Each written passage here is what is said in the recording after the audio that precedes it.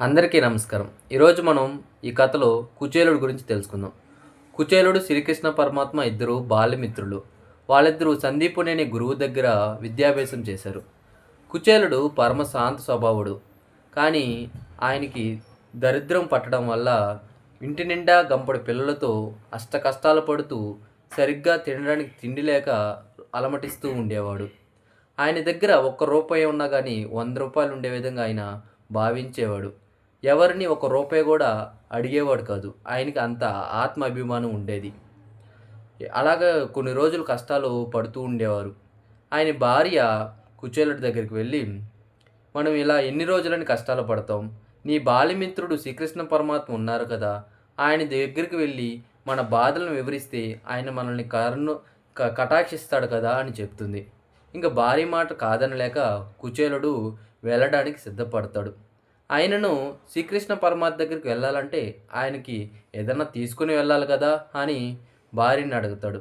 అప్పుడు భార్య తన టవల్‌కి కొన్ని అటుకులు మూట కట్టి పంపిస్తుంది. దారి మధ్యలో ఎన్నో కష్టాలు ఎదుర్కొని చివరికి ద్వారకా నగరానికి చేరుకొని శ్రీకృష్ణ పరమాత్మ ఉండే దగ్గరికి వెళ్తాడు.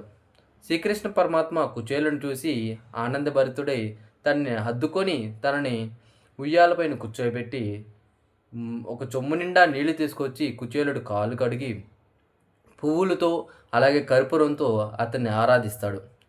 అది చూసిన కుచేలుడు మహానందభరితుడై ఆనంద బాష్పాలతో ఏడుస్తాడు. అప్పుడు శ్రీకృష్ణ పరమాత్మ కుచేలుని ఇలా అడుగుతాడు, నీ భార్య బాగుందా? నీ పిల్లలు బాగున్నారా? నీ భార్య నీ మాట వింటుందా అని చమత్కరిస్తాడు. అప్పుడు కుచేలుడు, శ్రీకృష్ణ పరమాత్మ నువ్వు త్రిలోక జ్ఞానుడివి, నీకు అన్నీ తెలిసి ఉంటాయి కదా అని చమత్కరిస్తాడు. అలా వాళ్ళిద్దరూ కొంచెంసేపు సంభాషించుకుంటారు. అప్పుడు శ్రీకృష్ణ పరమాత్మ నువ్వు నా కోసం ఏం తీసుకొచ్చావు అని అడుగుతాడు. కుచేలుడు సైలెంట్గా ఉంటాడు. అప్పుడు శ్రీకృష్ణ పరమాత్మ ఇలా అంటాడు, నా కోసం భక్తితో పూలు తీసుకొచ్చిన, ఫలము తీసుకొచ్చిన, మంచి నీరు తీసుకొచ్చినా నేను ఆనందంగా స్వీకరిస్తాను.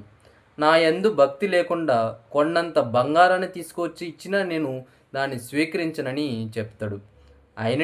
ఆయన తెచ్చిన అటుకులు ఇవ్వడానికి సంకోచిస్తూ కొంచెం షైగా ఫీల్ అవుతూ ఆయన ఇవ్వకుండా అలాగే ఉంటాడు.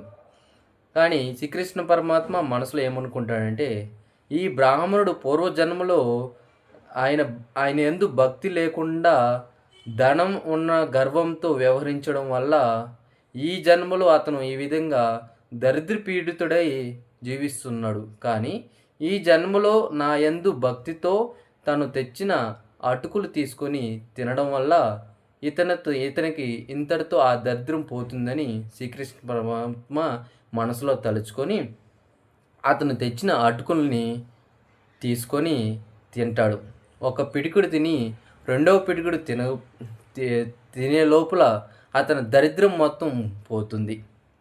కుచేలుడు రాత్రికి అక్కడే బస చేసి అక్కడే విందు ఆరగించి మరుసటి రోజు ఉదయాన్నే ఇంటికి బయలుదేరుతాడు.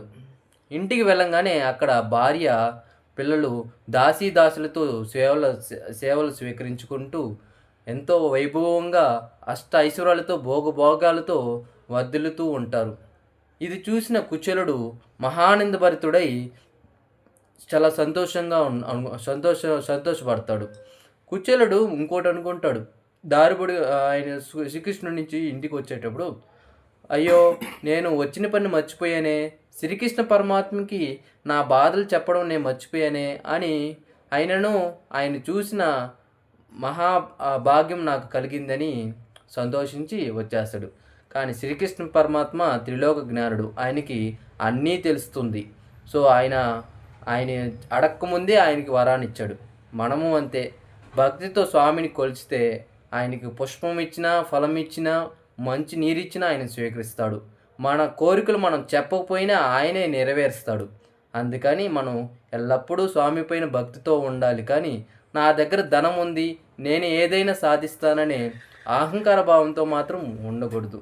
ఈ కథ ద్వారా మనం ఇదే తెలుసుకోవాలి. ఇలాంటి మరిన్ని వీడియోస్ కోసం మన ఛానల్ని సబ్స్క్రైబ్ చేసుకోండి, మరికొంతమందికి షేర్ చేయండి. ఇలా ప్రతిరోజు మంచి మంచి స్టోరీస్తో మన ఛానల్ మీ ముందు ఉంటుంది.